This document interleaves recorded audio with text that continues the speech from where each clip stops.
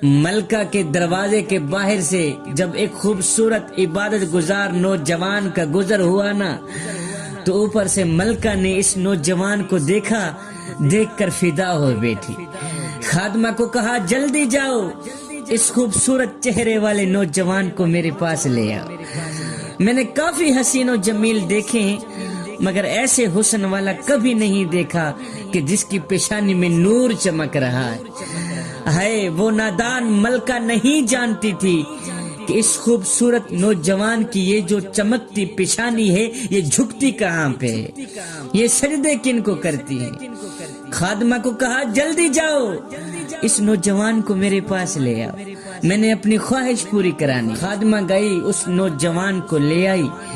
جب نوجوان حسن کی ملکہ شہزادی کے سامنے آیا، کمرے کے اندر داخل ہوا تو ملکہ نے خادمہ کو کہا کہ خوشبو لے کے ادھر رکھ دو اور تمام دروازے بند کر دو۔ جب دروازے بند کر دیے گئے تو ملکہ نے کہا اے نوجوان، تیرا یہ خوبصورت چہرہ، تیرا یہ خوبصورت نقشہ میرے دل میں سما گیا ہے، میرے دل میں گھر کر گیا ہے۔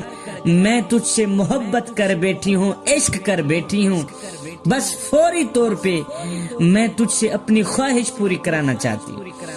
ابھی ابھی میں تیرے جیسے حسین و جمیل نوجوان سے اپنی خواہش پوری کرانا چاہتی ہوں۔ عبادت گزار نوجوان نے کہا اے ملکہ، تو نے تمام دروازے تو بند کرا دیے ہیں مگر ایک دروازہ بند نہیں ہوا، وہ ابھی کھلا ہے۔ ملکہ نے کہا وہ کون سا دروازہ ہے؟ اس حسین و جمیل خوبصورت نوجوان نے کہا وہ رب کے اور میرے درمیان کا دروازہ، رب کے اور میرے درمیان کا دروازہ ہے، اگر وہ بند کرا دو تو میں گناہ کرنے کے لیے تیار ہوں۔ ملکہ نے کہا وہ دروازہ تو بند نہیں ہوگا۔ اس نوجوان نے کہا پھر اللہ کے عذاب سے ڈرو۔ کہا کوئی بات نہیں، بعد میں توبہ کر لوں گی۔ نوجوان نے کہا اے حسن کی ملکہ، اگر گناہ کرتے کرتے موت آ گئی تو کیا کریں گے؟ دوران گناہ موت آ بھی گئی، اگر توبہ نصیب نہ ہوئی بتا تو صحیح کیا کریں گے؟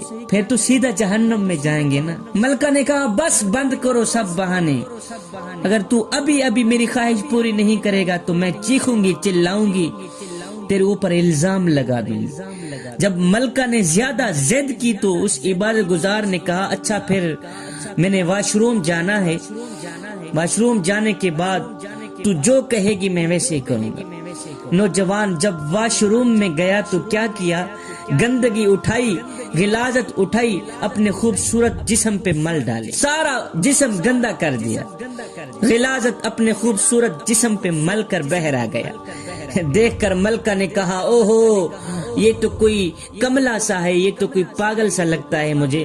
فوراً خادمہ کو حکم دیا کہ جلدی دروازے کھولو، اسے دھکے دے کر حویلی سے باہر نکال دو۔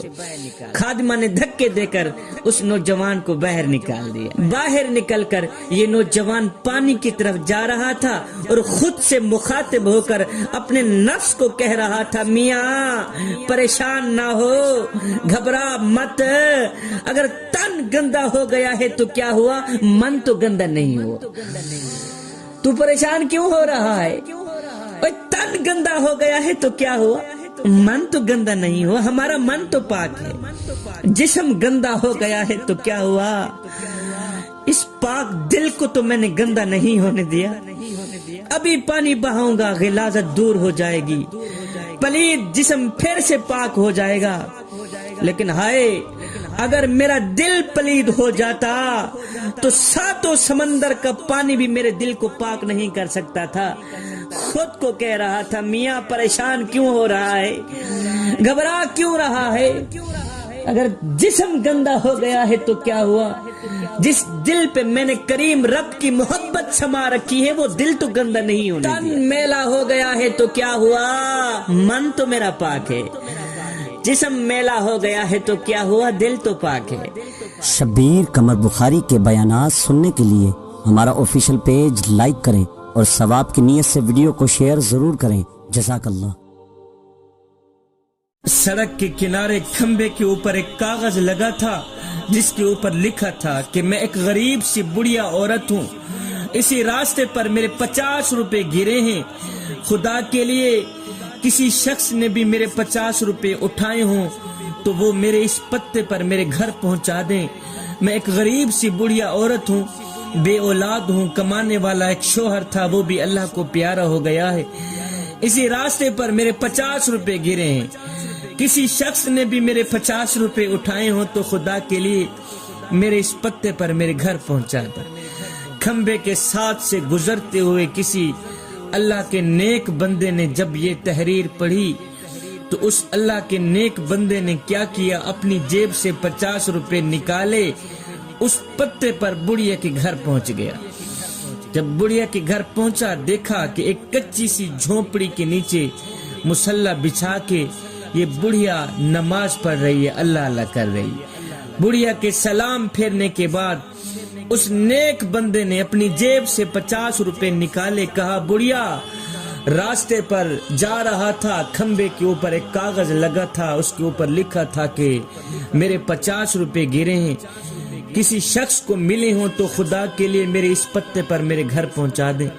بڑھیا آپ کے 50 روپے مجھے ملے ہیں، یہ لو اپنے 50۔ ہے غریب سی بڑھیا نے پیسے لیتے ہوئے حسرت بھری نگاہوں سے اس نوجوان کو دیکھا، دیکھ کر کہنے لگی بیٹے تم 12ویں آدمی ہو جس کو میرے 50 روپے ملے ہیں، بیٹا تم 12ویں آدمی ہو آج جس کو میرے 50 روپے ملے ہیں۔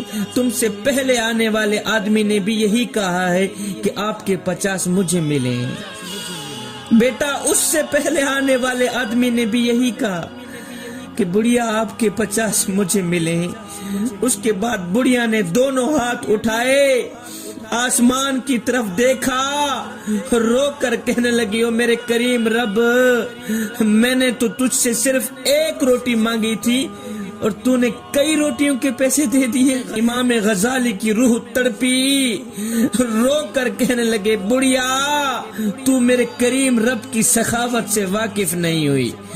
بڑھیا جو فرشتے شام کو تیرے گناہ لے کر میرے اللہ کے پاس جاتے ہیں، میرا اللہ صبح انہی کے ہاتھوں میں تیرا رزق بھیجتا ہے۔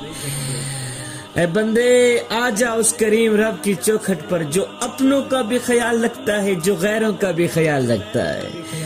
آ جانا اس کریم رب کی چوکھٹ پر جو اپنوں کو بھی رزق دیتا ہے، جو غیروں کو بھی رزق دیتا ہے۔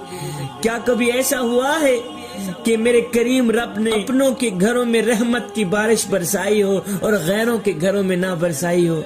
کیا کبھی ایسا ہوا ہے کہ اپنوں کے گھروں میں میرے کریم رب نے روشنی کا چراغ جلایا ہو اور غیروں کے گھروں میں نہ جلایا ہو؟ کبھی نہیں ہوا نا۔ شبیر قمر بخاری، جو خدا رات کو درختوں کی ٹہنیوں پر بیٹھے پرندوں کو نیند میں گرنے نہیں دیتا، وہ تجھے اور مجھے کیسے بے یار و مددگار چھوڑ سکتا ہے؟ جوانوں ہر وقت، ہر گھڑی، ہر لمحے اللہ کا شکر ادا کیا کرو، اس کا رزق کھائیں تو اس کے گیت بھی گائیں، شکر ادا کریں، نماز پڑھیں تو شکر ادا کریں۔ اللہ اکبر، اگر ایک سجدہ کرنے کے بعد دوسرے سجدے کی توفیق مل جائے تو بھی اللہ کا لاکھ لاکھ شکر ادا کیا کریں۔ ایک بزرگ کی آنکھوں کا آپریشن ہوا نا تو ڈاکٹر نے کچھ دنوں کے لیے سجدہ کرنے سے روکا۔ بزرگ نے کیا کیا؟ کھانا پینا ہی بند کر دیا، کھانا پینا ہی بند کر دیا۔ گھر والوں نے پوچھا کہ بابا جی ڈاکٹر نے تو آپ کو سجدہ کرنے سے روکا تھا، کھانا کھانے سے تو نہیں روکا تھا۔ بزرگ رو کر کہتا ہے بیٹے جس مالک کو سجدہ نہ کر سکوں اس کا رزق کھاتے ہوئے مجھے شرم آتی ہے۔ بیٹا جس مالک کو سجدہ بھی نہیں کرتا اس کا رزق کیوں کھاؤں؟ جس کریم رب کی ذات کو سجدہ نہیں کر سکتا اس کا رزق کھاتے ہوئے مجھے شرم آ رہی ہے، میں اس کا رزق کیسے کھاؤں؟